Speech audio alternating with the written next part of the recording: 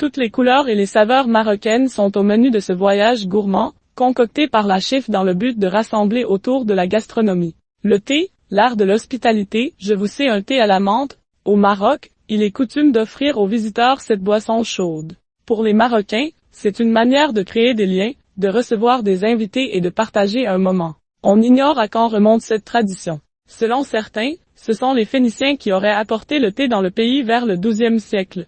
Un fromage made in Maroc à quelques kilomètres de Chéfaène, au nord du pays, Abdessalam élève une race de chèvres qui se nourrit exclusivement d'herbes aromatiques.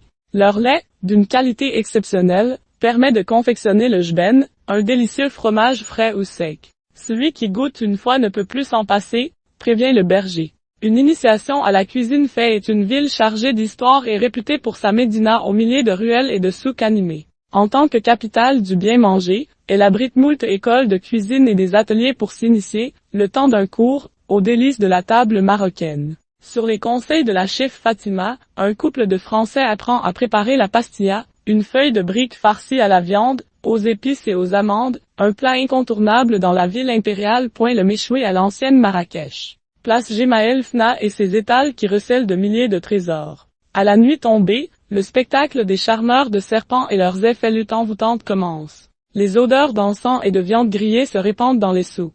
Ici, Mustapha, ancien cuisinier de feu Sa Majesté Hassan II, est connu comme le prince du méchoui. Sa spécialité, l'agneau à l'étouffée, cuit pendant des heures dans un four souterrain en argile. Une méthode de cuisson très répandue au XIIe siècle, dans le désert. La star des réseaux sociaux Alima, résidente à Meknès, s'est spécialisée dans la cuisine marocaine. Chaque semaine, depuis ses fourneaux, cette mère de 3 enfants partage, sur YouTube, des recettes traditionnelles, destinées aux cuisiniers amateurs. Avec plus de 7 millions d'abonnés à travers le monde, ces vidéos rencontrent un succès phénoménal et attirent de plus en plus d'adeptes.